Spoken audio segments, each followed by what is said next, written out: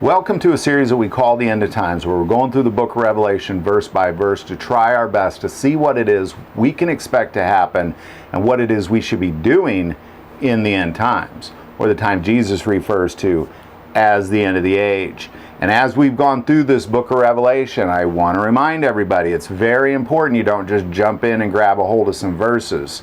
The secrets and the mysteries of Revelation are revealed and laid out the way God had intended, perfectly, verse by verse, starting with verse 1. So if you haven't watched the other episodes, please go back and watch them, or do a study on your own or with another group. Not saying you won't get much out of this, because you definitely will, but to truly make this crystal clear, you kind of need the other information as well. But where we are in this study is we are at the moment of Christ's return. And I want to remind everybody, you can't read Revelation like a book. It doesn't start with a story and a timeline goes by. We've seen the return of Christ. This is the second mention of his return. There will also be a third mention in Revelation that gives much better detail, and we're seeing this from the throne room of God, from John, what he sees from the throne room of God. And then we'll see his return from earth, and we'll see kind of both views. This one is more of a spiritual view from the throne room of God.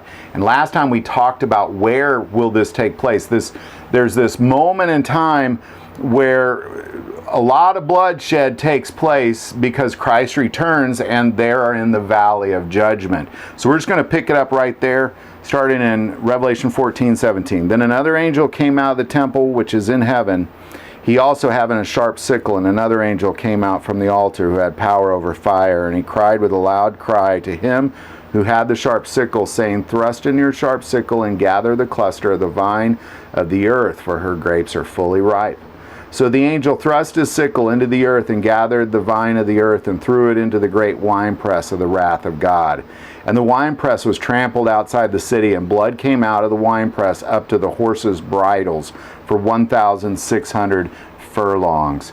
This is a brutal moment. Ultimately, in the last episode, we talked about, well, where is this taking place at? And because we went back and studied Joel and Zechariah, this is taking place in the Valley of Jehoshaphat. Between the Mount of Olives and Jerusalem is the Valley of Jehoshaphat, which is also referred to as the Valley of Decision in this moment in time.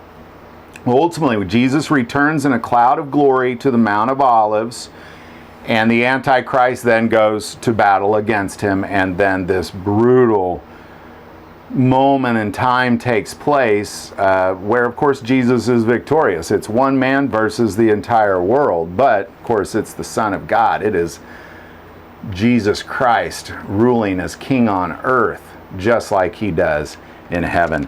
And we see this again, this moment where they attack Jesus at the Mount of Olives through the Valley of Decision, or the Valley of Jehoshaphat, in Revelation. So we're going to jump ahead like we did the last episode. We don't like to jump ahead, but we see this again, and it's important to get the detail. We see what's happening here, and then we're going to see in Zechariah that they give great detail into what this wine press actually looks like. So we're going to jump ahead. Revelation 19, we're going to pick it up in verse 17. Then I saw an angel standing in the sun, and he cried with a loud voice, saying to all the birds that fly in the midst of heaven, Come and gather together for the supper of the great God, that you may eat the flesh of kings, the flesh of captains, the flesh of mighty men, the flesh of horses, and those who sit on them, and the flesh of all people, free and slave, both small and great.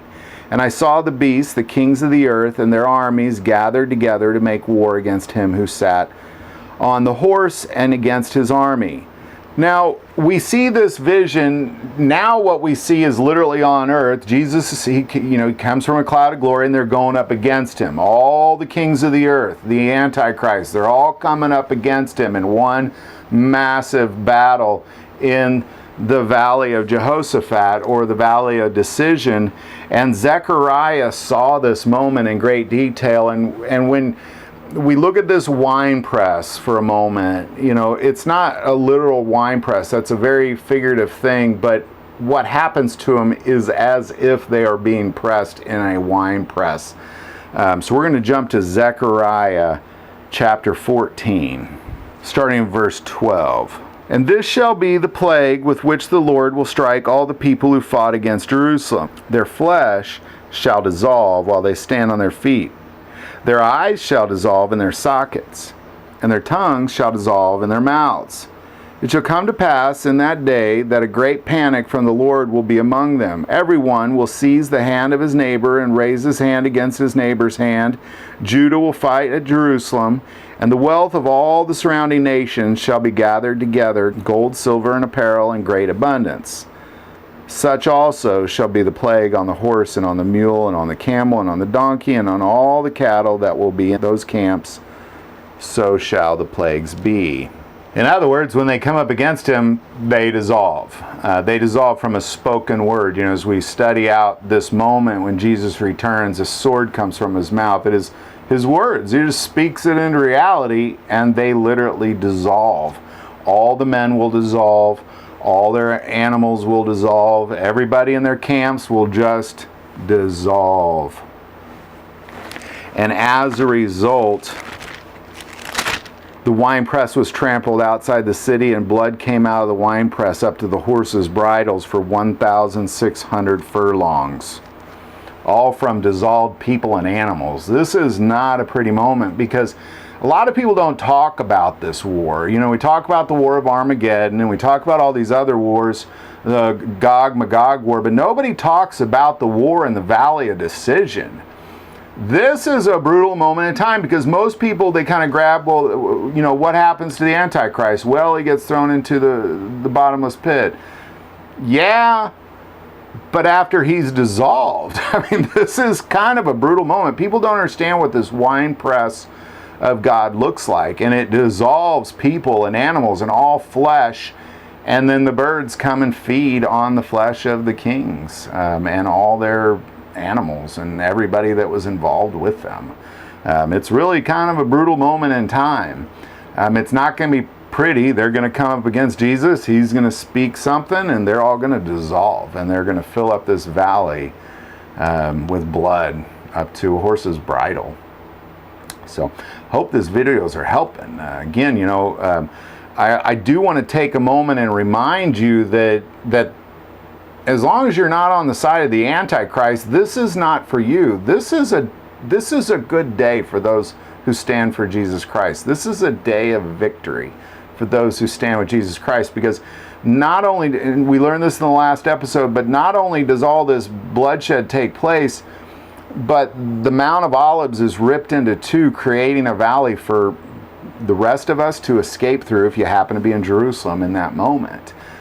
So it's not just everybody dissolve into blood so deep that it goes up to a horse's bridle.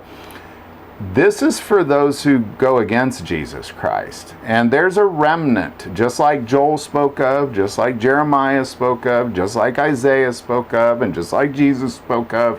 There's a remnant of people who will stand up for Jesus Christ, and this is not for them. The winepress is not for them.